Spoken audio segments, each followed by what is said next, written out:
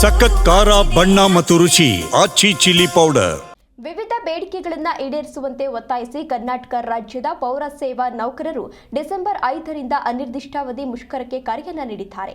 ಪೌರ ಸೇವಾ ನೌಕರರನ್ನ ರಾಜ್ಯ ಸರ್ಕಾರಿ ನೌಕರರೆಂದು ಪರಿಗಣಿಸುವುದು, ಹೊರಗುತ್ತಿಗೆ ನೌಕರರನ್ನ ನೇರ ಪಾವತಿ ಯೋಜನೆಗೆ ಒಳಪಡಿಸುವುದು ಮತ್ತು ದೀರ್ಘಾವಧಿಯಿಂದ ದುಡಿಯುತ್ತಿರುವ ನೌಕರರನ್ನ ಸಕ್ರಮಗೊಳಿಸುವುದು ಇವರ ಪ್ರಮುಖ ಬೇಡಿಕೆಯಾಗಿದೆ. ಅದನ್ನ ಮುಂದಿಟ್ಟುಕೊಂಡು ಈಗಾಗಲೇ ಮುಷ್ಕರಕ್ಕೆ ತೀರ್ಮಾನವನ್ನ ಮಾಡಿದ್ದಾರೆ. ಈ ಹಿಂದೆ 1 ತಿಂಗಳೊಳಗೆ 6 ಪ್ರಮುಖ ಬೇಡಿಕೆಗಳನ್ನು ಈಡೇರಿಸುವ ಲಿಖಿತ ಭರವಸೆಯನ್ನ ಸರ್ಕಾರ ನೀಡಿದ್ರೂ ಕೂಡ ಇದುವರೆಗೆ ಈಡೇರಿಲ್ಲ. ಇದರಿಂದ ಆಕ್ರೋಶಗೊಂಡಿರುವಂತಹ ನೌಕರರು ರಾಜ್ಯದ ಎಲ್ಲಾ ನಗರ ಸ್ಥಳೀಯ ಸಂಸ್ಥೆಗಳ ಮುಂಭಾಗದಲ್ಲಿ ಕೆಲಸವನ್ನ ಸ್ಥಗಿತಗೊಳಿಸಿ ಹೋರಾಟ ನಡೆಸಲು ನಿರ್ಧಾರವನ್ನ ಮಾಡಿಕೊಂಡಿದ್ದಾರೆ.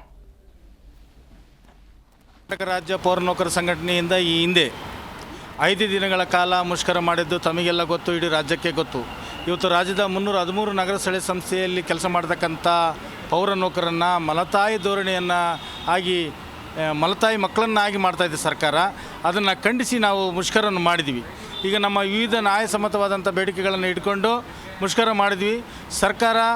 ಸರ್ಕಾರದ ಮುಖ್ಯಮಂತ್ರಿಗಳ ಕಾರ್ಯದರ್ಶಿಗಳು ಮತ್ತು ಪೌರಾಡಳಿತ ಸಚಿವರು ಹಾಗೂ ನಗರಾಭಿವೃದ್ಧಿ ಇಲಾಖೆಯ ಕಾರ್ಯದರ್ಶಿಗಳು, ಪೌರಾಡಳಿತ ನಿರ್ದೇಶಕರು ಹಾಗೂ ನಮ್ಮ ರಾಜ್ಯ ಪದಾಧಿಕಾರಿಗಳ ಸಮ್ಮುಖದಲ್ಲಿ ಒಂದು ಸಭೆಯನ್ನು ಮಾಡಿ 1 ತಿಂಗಳ ಒಳಗಾಗಿ ನಿಮ್ಮ ಪ್ರಮುಖ 6 ಬೇಡಿಕೆಗಳನ್ನು ಈಡೇರಿಸ್ತೀವಿ ಅಂತಂತೇಳಿ ಸರ್ಕಾರ ಲಿಖಿತವಾಗಿ ಕೊಟ್ಟಿತ್ತು.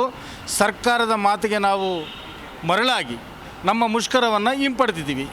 ಈಗ ಅವರು ಲಿಖಿತವಾಗಿ ಕೊಟ್ಟು 5 ತಿಂಗಳು ಗತಿಸಿದರೂ ಸಹ ಈವರೆಗೆ ನಮ್ಮ ಬೇಡಿಕೆ ಈಡೇರದೇ ಕಾರಣ ಮತ್ತೆ ಮುಷ್ಕರ ಅನಿವಾರ್ಯವಾಗಿದೆ. ಸಾರ್ವಜನಿಕರು ನಮಗೆ ಕ್ಷಮಿಸಬೇಕು. ಯಾಕಂದರೆ ನಮ್ಮ ಹಕ್ಕುಗಳನ್ನು ನಾವು ಕೇಳ್ತಾ ಇದ್ದೀವಿ. ಇವತ್ತು ನಾವು ಹೊಲಸನ್ನು ಸ್ವಚ್ಛ ಮಾಡ್ತಕ್ಕಂಥ ನೌಕರುಗಳು, ಇವತ್ತು ಮುನ್ಸಿಪಲ್ ನೌಕರರು ಅಂದರೆ ಇವತ್ತು ಹುಟ್ಟಿನಿಂದ ಸಾವಿನವರೆಗೂ 28 ಸೇವೆಗಳನ್ನು ಒಂದೇ ಗೂಡಿನಲ್ಲಿ ಕೊಡ್ತಕ್ಕಂಥ ಯಾವುದಾದ್ರೂ ಇಲಾಖೆ ಇದ್ದರೆ ಅದು ನಗರ ಸ್ಥಳೀಯ ಸಂಸ್ಥೆಗಳು ಮುನ್ಸಿಪಲ್ ನೌಕರು ಅಂದರೆ ತಪ್ಪಾಗಲ್ಲ.